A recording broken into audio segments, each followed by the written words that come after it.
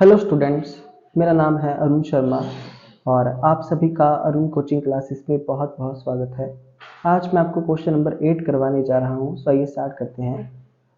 हमको ट्रांजैक्शंस की journal entries pass करनी है और उन एंट्रीज को हमको पोस्ट करना है लेजर में, और इसमें हमको सिर्फ नॉमिनल अकाउंट्स ही क्रिएट करने हैं। तो नॉमिनल अकाउंट का रूल है debit all expenses and losses. Expenses and losses, जितने भी एक्सपेंस हैं, जितने भी लॉस हैं, उनको हम डेबिट करेंगे और क्रेडिट करेंगे इनकम एंड गेन को। जो भी हमारी इनकम है, हमारा प्रॉफिट है, उसको हम क्रेडिट करेंगे।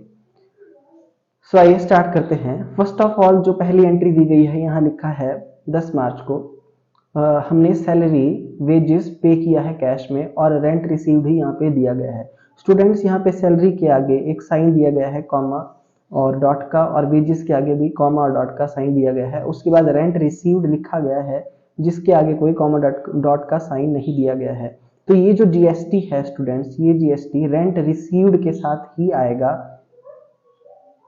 ये वाला जीएसटी जो है सैलरी या वेजेस पे नहीं लगेगा। आई होप आपको ये बात समझ में आ गई होगी, और ये सब कुछ इस साइन की वजह से हो रहा है। सो यहां हम लिखेंगे salary account debit,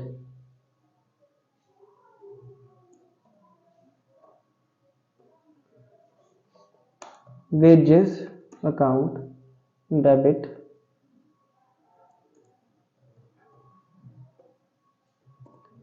input CGST account debit.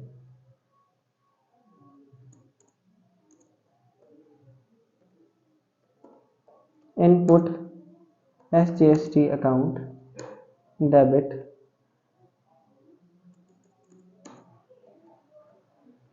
To cash account. So salary का अमाउंट है 18,000 रुपए, वेजेस का अमाउंट है 3,000 रुपीज, और इस पे जो है सॉरी जीएसटी इस एंट्री में नहीं है। जीएसटी जो है रेंट रिसीव के साथ है। सॉरी, तो यहाँ से ये जो जीएसटी वाले जो है, हम यहाँ से इनको हटा देंगे।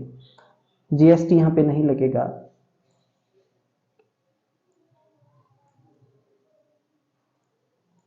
सो एंट्री आती है salary account debit, wages account debit to cash account 21,000 rupees, और यहाँ पे नरेशन लिख देंगे being salary and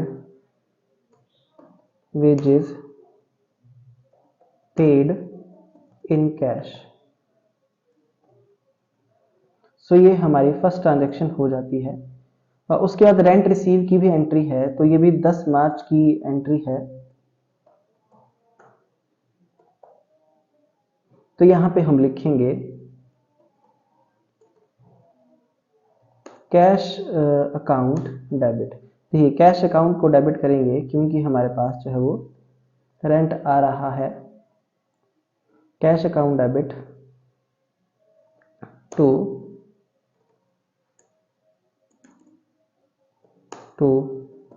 rent received account, और यहाँ पे इनकम के लिए जो है वो टू आउटपुट सीजीएसटी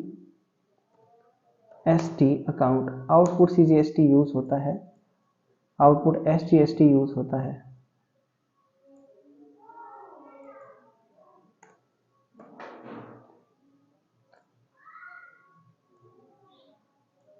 ₹30,000 हम यहाँ लिखेंगे, और जीएसटी जो है 6% के अकॉर्डिंग लगाया जाएगा।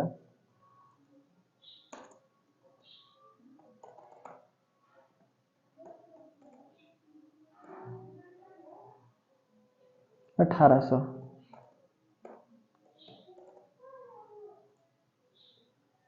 सो 33,600 रुपये यहाँ पे हम लिख देंगे। being rent received in cash plus CGST and SGST @6%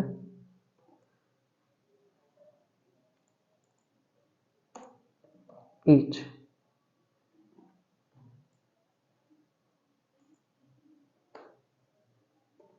तो इस तरीके से ये एंट्री जो है वो पास की जाएगी।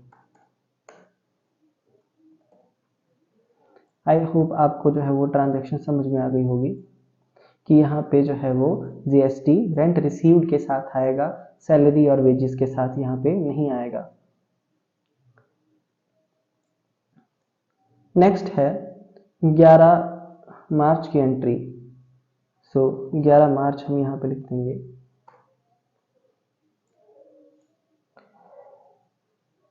रिसीव्ड इंटरेस्ट फ्रॉम बैंक और पेड फॉर रिपेयर्स।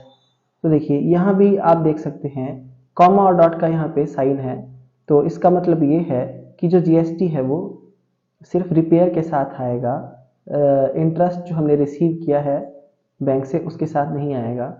तो हम यहाँ पे लिख देंगे, तो इंटरेस्ट रिसीव की एंट्री हम पास करेंगे। देखिए स्टूडेंट्स ध्यान से देखिए, तो अगर हम बैंक से इंटरेस्ट अगर रिसीव करते हैं तो उससे हमारा जो बैंक बैलेंस है वो बढ़ जाएगा, बैंक अकाउंट जो है वो हमारा बढ़ जाएगा। तो हम यहाँ पे लिखेंगे बैंक अकाउंट डेबिट, तो बैंक अकाउंट को हम डेबिट कर देंगे टू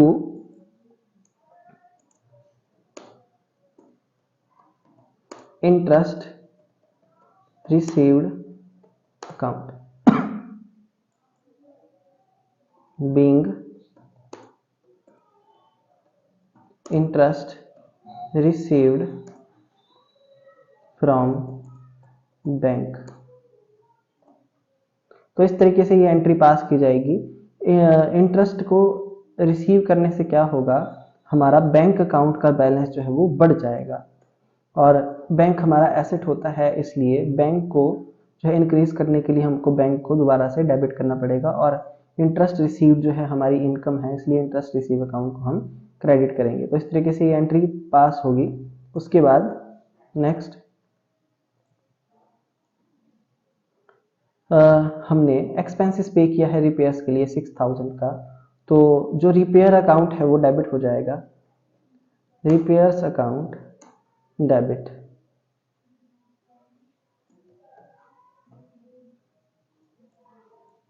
और ये एक्सपेंस है, इसके लिए इनपुट CGST जो है वो यूज होगा,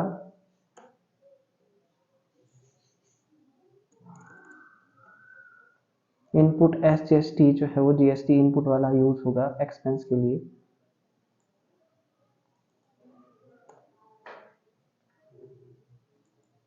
टू कैश अकाउंट। तो इस तरीके से ये एंट्री पास होगी।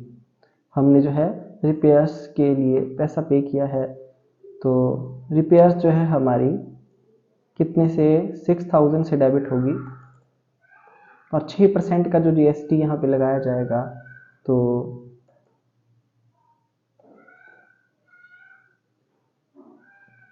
6000 मल्टीप्लाई बाय 6/100।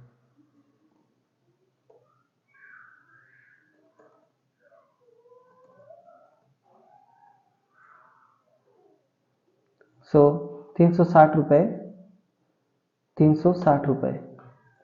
इस तरीके से एंट्री पास होगी। 6720 रुपये से ये एंट्री पास हो जाएगी। Being amount paid for repairs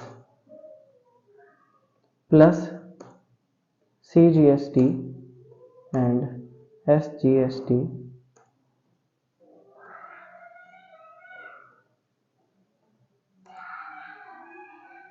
@6% each।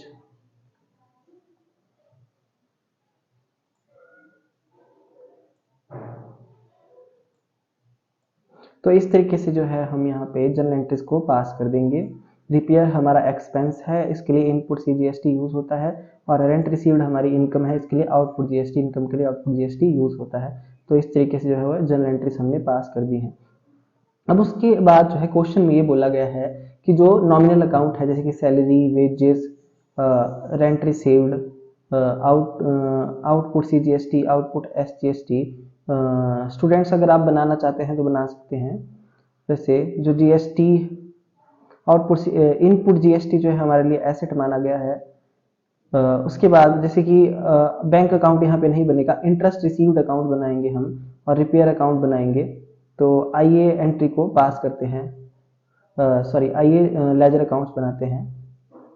सबसे पहले यहाँ पे सैलरी अकाउंट हम बनाएंगे, तो यहाँ पे हम लिख देंगे सैलरी अकाउंट की डेबिट साइड में टू कैश अकाउंट हम लिखेंगे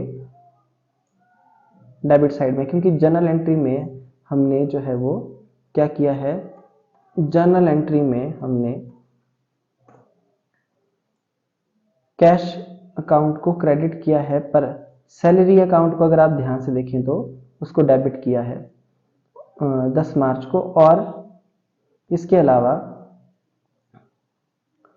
10 मार्च को ही हम वेजेस अकाउंट में क्या लिखेंगे, टू कैश अकाउंट।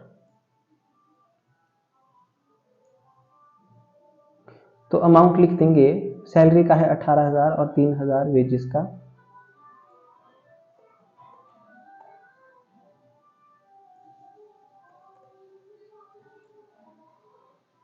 उसके बाद नेक्स्ट जो है हमारा रेंट रिसीव्ड अकाउंट है, तो रेंट रिसीव्ड अकाउंट की क्रेडिट साइड में हम लिखेंगे बाय कैश अकाउंट, क्योंकि रेंट रिसीव को क्रेडिट किया गया है और ये 10 मार्च की एंट्री है।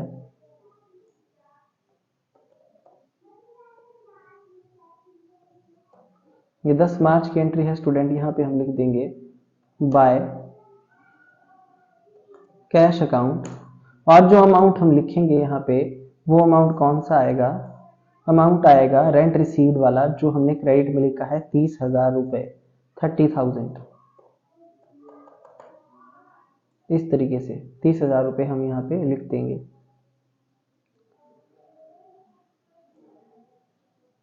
इसके बाद जो नेक्स्ट है वो है इंटरेस्ट रिसीव्ड का। इंटरेस्ट रिसीव्ड अकाउंट हमने यहाँ लिखा है bank account debit to interest received account, तो हम लिखेंगे 11 मार्च को यहाँ पे, क्योंकि इसको हमने क्रेडिट किया है इसलिए इसकी क्रेडिट साइड में हम लिखेंगे बाय बैंक अकाउंट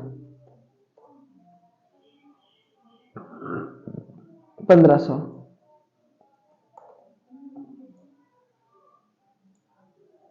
इस तरीके से हम जो है वो यहाँ पे एंट्री पास करेंगे। नेक्स्ट है रिपेयर्स अकाउंट। सो रिपेयर्स अकाउंट को डेबिट किया गया है इसलिए इसकी डेबिट साइड में, और क्रेडिट किया है टू कैश अकाउंट को, तो इसकी जो है डेबिट साइड में लिखेंगे टू कैश अकाउंट 11 मार्च को।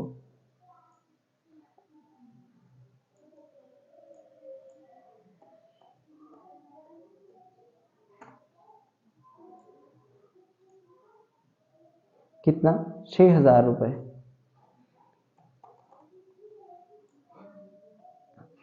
तो इस तरीके से हम जो है एंट्री पास करेंगे। आई होप आपको ये समझ में आ गया होगा।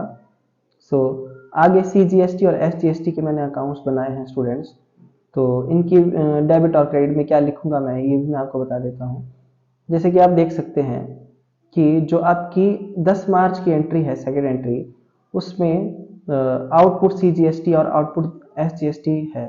सो स्टूडेंट यहाँ पे आउटपुट CGST और SGST के अलग अलग अकाउंट जो है वो बनाएंगे अगर आप बनाना चाहते हैं तो। जैसे नॉमिनल अकाउंट में जो है वो एक्सपेंसेस और लॉसेस, इनकम और गेन हम यहाँ पे लिखेंगे। सो फर्स्ट ऑफ ऑल मैं इन अकाउंट को जो है क्लोज करके आपको बता देता हूँ। सो सबसे पहले हमने सैलरी अकाउंट बनाया था और उसकी डेबिट साइड में लिखा है टू कैश अकाउंट, तो 31 मार्च को हम इसको जो है यहाँ पे क्लोज कर देंगे। सो स्टूडेंट हम क्या करेंगे, ये नॉमिनल अकाउंट है और सैलरी जो है इनडायरेक्ट एक्सपेंस माना गया है, इसलिए इसको प्रॉफिट एंड लॉस अकाउंट में by profit and loss account transfer कर देंगे इस अमाउंट को 18,000 रुपए।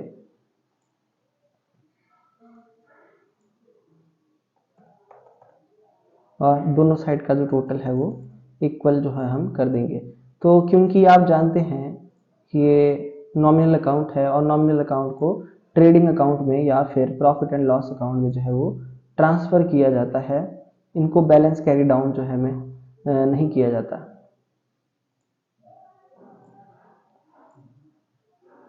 उसके बाद नेक्स्ट वेजेस अकाउंट है, और वेजेस हमारा जो एक्सपेंस होता है वो डायरेक्ट एक्सपेंस होता है, और जितने भी डायरेक्ट एक्सपेंस होते हैं उनको हम ट्रेडिंग अकाउंट में ट्रांसफर करते हैं बाय ट्रेडिंग अकाउंट। 3,000।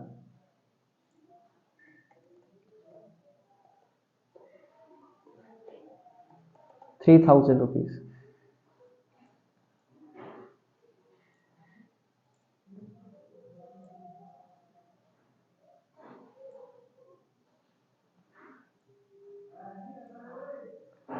फिर है rent received account. Rent received है, इसके आगे फैक्ट्री जो है नहीं लगा है, इसलिए इनडायरेक्ट एक्सपेंस माना जाएगा, और इसको 31 मार्च को हम ट्रांसफर कर देंगे टू ट्रेडिंग अकाउंट में। कितना? 30,000। तो इस तरीके से हम इसको ट्रांसफर कर देंगे 30,000।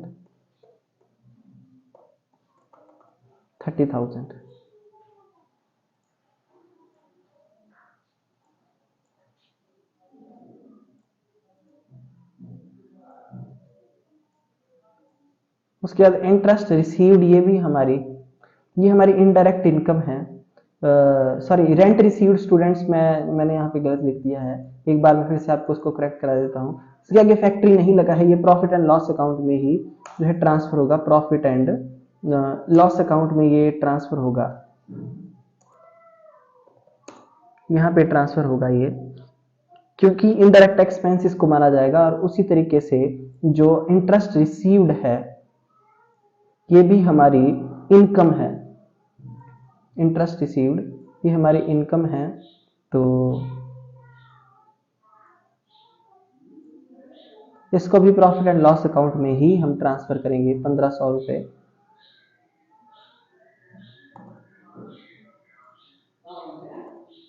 सो इस तरीके से आप समझ गए होंगे, जो नॉमिनल अकाउंट्स होते हैं या तो उनको ट्रेडिंग अकाउंट में ट्रांसफर किया जाता है या प्रॉफिट एंड लॉस अकाउंट में ट्रांसफर किया जाता है। इनडायरेक्ट एक्सपेंसेस और इनडायरेक्ट इनकम को प्रॉफिट एंड लॉस अकाउंट में ट्रांसफर करेंगे, जैसे कि मैंने आपके सामने कर दिया। पर जो फैक्ट्री से रिलेटेड है, जो डायरेक्ट एक्सपेंस है, डायरेक्ट इनकम होती है, वो ट्रेडिंग अकाउंट में ट्रांसफर होती है। जैसे कि यहाँ पे वेजेस है, ये हमारा इनडायरेक्ट एक्सपेंस नहीं है, ये डायरेक्ट एक्सपेंस है, इसलिए ट्रेडिंग अकाउंट में हमने इसको ट्रांसफर किया है। आई होप आपको इतना जो है वो समझ में आ गया होगा। उसके बाद रिपेयर्स यहाँ पे हमने लिखा है, तो हमने रिपेयर करवाई होगी, तो इस रिपेयर को स्टूडेंट्स में जो ट्रांसफर करूंगा प्रॉफिट एंड लॉस अकाउंट में ट्रांसफर कर दूंगा। तो यहां मैं लिखूंगा by profit and loss account 6,000।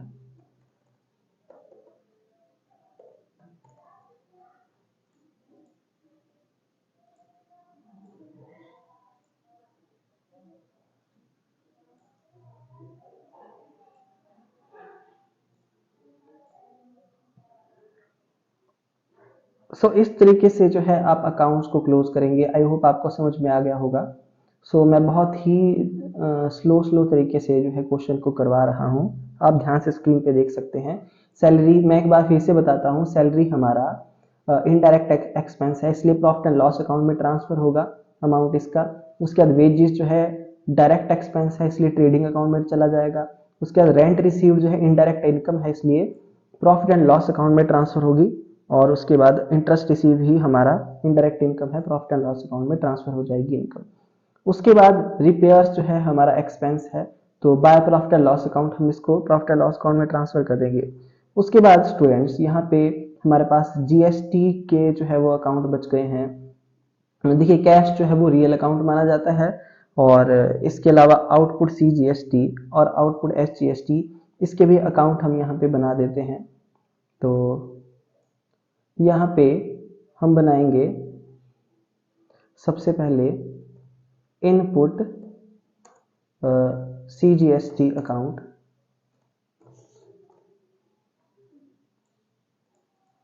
और इनपुट एसजीएसटी अकाउंट।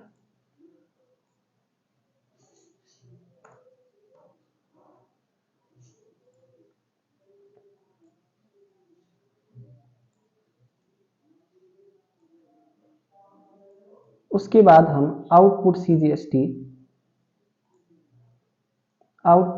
सीजीएसटी और आउटपुट एसजीएसटी अकाउंट यहाँ क्रिएट करेंगे।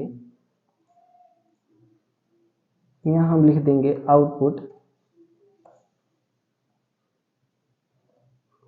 आउटपुट सीजीएसटी और आउटपुट एसजीएसटी।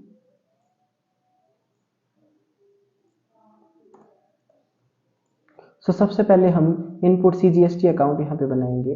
तो आप जनरल एंट्री देख सकते हैं स्टूडेंट्स। तो दूसरी एंट्री है, सॉरी जो आपकी एंट्री नंबर ये लास्ट वाली है, यहाँ पे इनपुट सीजीएसटी एसजीएसटी डेबिट हुआ है और क्रेडिट हुआ है कैश। तो डेबिट साइड में, क्योंकि इनपुट जीएसटी डेबिट है इसलिए डेबिट साइड में लिखेंगे टू कैश अकाउंट। 11 मार्च को हम यहाँ पे क्या लिख देंगे, to cash account, input CGST में भी और इनपुट एसजीएसटी में भी। पर जो अमाउंट हम लिखेंगे वो कैश वाला नहीं लिखेंगे 6720, यहाँ पे 360 अमाउंट आएगा जो जीएसटी के आगे लिखा हुआ है। यहाँ भी हम 360 लिखेंगे और यहाँ भी हम 360 ही लिखेंगे, ठीक है। और यहाँ पे हम लिख देंगे 31 मार्च को by balance carry down. By balance carry down हम यहाँ पे लिख देंगे 360।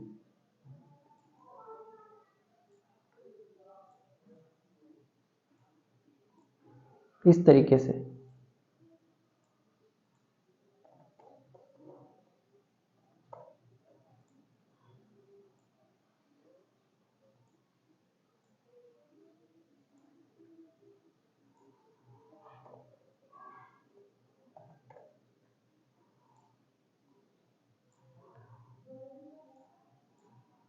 इस तरीके से हमने जो है इनपुट सीजीएसटी एसजीएसटी अकाउंट बना लिया है।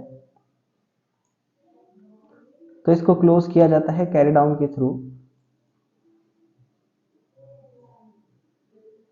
आई होप आपको जो है इतना समझ में आ गया होगा। उसके बाद जो आउटपुट जीएसटी है, सीजीएसटी और एसजीएसटी, उसकी एंट्री हम देख लेते हैं।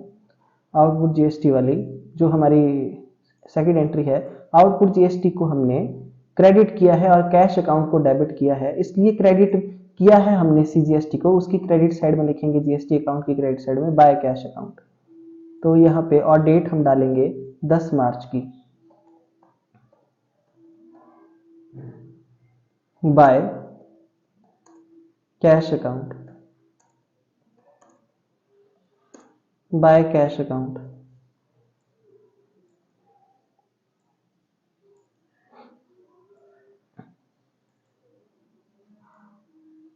$1800 और 1800।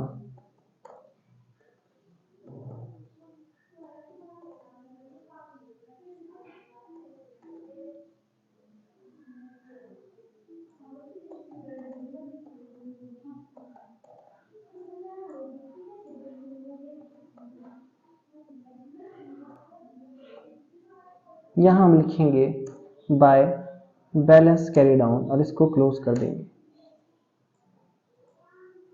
तो इस तरीके से जो है वो पोस्टिंग की जाएगी।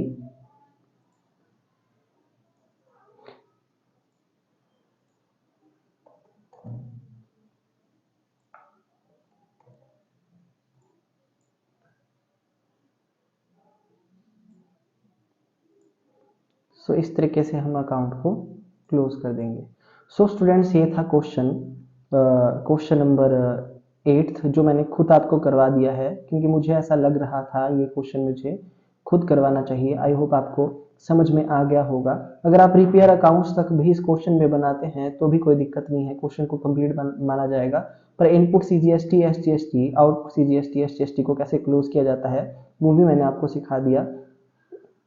सो इस तरीके से जो है ये क्वेश्चन हमारा यहाँ पे कंप्लीट होता है। इन केस अगर आपको कोई बात समझ में ना आई हो तो आप मेरे दिए गए नंबर पे कांटेक्ट कर सकते हैं। Thank you so much.